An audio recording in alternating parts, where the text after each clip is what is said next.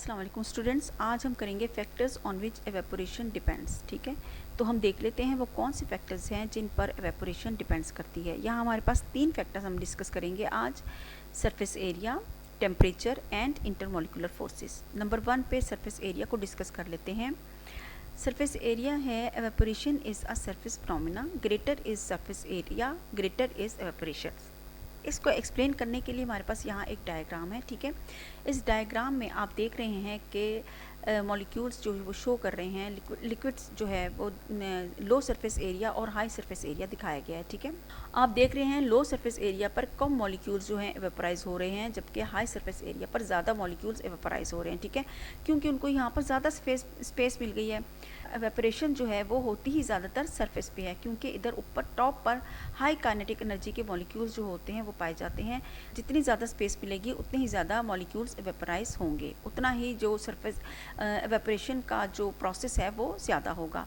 यहाँ हम एग्जांपल में देख लेते हैं। आपके पास एक गिलास पानी है और एक गिलास पानी आपने एक डिश में डाला हुआ है। ठीक है, अब आप दोनों को आप खुली स्पेस पे रख दें गर्मियों में, थोड़ी देर बाद आप जाकर देखेंगे कि आपके डिश का पानी जो है, वाटर लेवल जो है वो काफ़ी हद तक कम हो चुका होगा एज़ कम्पेयर टू वाटर। तो यहाँ पर क्या हुआ कि यहाँ डिश में वाटर को ज़्यादा स्पेस मिली, ज़्यादा सरफेस एरिया होने की वजह से ज़्यादा वाटर जो है एवेपोराइज हो गया एज़ कम्पेयर टू गिलास। ठीक है, गिलास में क्योंकि सरफेस एरिया कम था, एवेपोराइजेशन का प्रोसेस कम हुआ, स्लो हुआ, और जब ज़्यादा जगह मिल गई तो उसको एवेपोराइजेशन का प्रोसेस जो है वो यहाँ पर ज़्यादा हुआ। ठीक है, नेक्स्ट में हम डिस्कस कर लेते हैं टेम्परेचर को। At high temperature rate of evaporation is high because at high temperature kinetic energy. ठीक है, क्योंकि टेम्परेचर को जब हम हाई करते हैं तो मॉलिक्यूल्स के दरमियान काइनेटिक एनर्जी जो होती है वो इंक्रीज़ हो जाती है। ठीक है, जब मॉलिक्यूल्स में काइनेटिक एनर्जी इंक्रीज़ होती है तो ज़्यादा एनर्जी वाले मॉलिक्यूल्स जो हैं वो सरफेस पे आ जाते हैं और यहाँ से फिर वेपराइज हो जाते हैं, और सब मीडियम एनर्जी वाले मॉलिक्यूल्स होते हैं जिनकी काइनेटिक एनर्जी कम होती है, और सबसे नीचे जो है बिल्कुल कम काइनेटिक एनर्जी वाले मॉलिक्यूल्स होते हैं।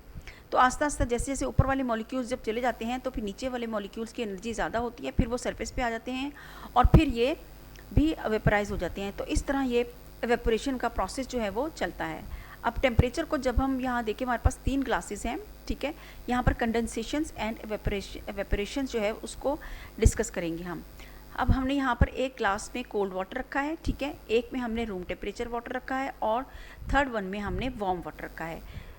तीनों के ऊपर तीनों को हमने ग्लासेस को कवर किया हुआ है। ठीक है, अब हम देख रहे हैं यहाँ पर कि एवेपोरेशंस का और कंडेंसेशन का प्रोसेस स्लो है। कंडेंसेशंस और एवेपोरेशंस जो है वो हो तो सेम रही है, मतलब कि जितने मॉलिक्यूल्स एवेपोराइज हो रहे हैं उतने ही कंडेंसेट हो रहे हैं। ठीक है, यहाँ पर आप देख रहे हैं ग्रीन वालों को दिखाया हुआ है जो एवेपोरेट हो रहे हैं और रेड वाले जो हैं कंडेंसेट होते हुए दिखाया गया है। अब हम दूसरे ग्लास में देखते हैं। यहाँ रूम टेम्परेचर पर एवेपोरेशन जो है वो ज़्यादा हो रही है और कंडेंसेशन भी उतने ही हिसाब से हो रही है। मतलब कि यहाँ पर देखें रूम टेम्परेचर पर, क्योंकि जब हम टेम्परेचर को थोड़ा सा इंक्रीज़ करते हैं, रूम टेम्परेचर पर लाते हैं कोल्ड से, तो फिर हम देखते हैं एवेपोरेशन का प्रोसेस जो है वो ज़्यादा हो जाता है टेम्परेचर को इंक्रीज़ करने से। ठीक है, जब एवेपोरेशन का प्रोसेस ज़्यादा होगा तो कंडेंसेशन भी उसी हिसाब से होगी, क्योंकि ऊपर हमने कवर किया हुआ है। अगर हमने कवर ना किया हो यहाँ से तो सारे मॉलिक्यूल्स जो हैं एवेपोराइज हो जाएँ in the form of gas. ठीक है, तो हमें पता ना चले कि कितने मॉलिक्यूल्स दोबारा कंडेंसेट हो रहे हैं।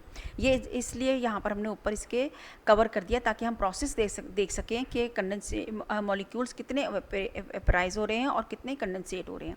अब आप थर्ड वन में देखते हैं, जब टेम्परेचर हमने और मज़ीद इंक्रीज़ किया तो हम देख रहे हैं कि एवेपोरेशन जो है वो और ज़्यादा इंक्रीज़ हो गई है और उसी हिसाब से कंडेंसेशन जो है वो भी इंक्रीज़ हो गई है। यहाँ पर देख रहे हैं मॉलिक्यूल्स क्योंकि यहाँ पर लिक्विड को ज़्यादा एनर्जी मिल रही है, जितनी ज़्यादा काइनेटिक एनर्जी मिलेगी मॉलिक्यूल्स उतने ज़्यादा सरफेस पे आएंगे और उतने ही ज़्यादा एवेपोरेट होंगे। ठीक है, तो जब वो एवेपोरेट हो जाते हैं तो नीचे से मज़ीद मॉलिक्यूल्स जिनकी काइनेटिक एनर्जी ज़्यादा होती है वो फिर ऊपर आ जाते हैं और ये प्रोसेस जो है इस तरीके से चलता रहता है। अब यही वजह है कि जब हम गर्मियों में कपड़ों को बाहर खुश्क करने के लिए डालते हैं, साए में भी डालते हैं, तो सारे कपड़े जो हैं साए में भी धूप के बगैर भी खुश्क हो जाते हैं। ये भी एवेपोराइजेशन का ही एक प्रोसेस होता है।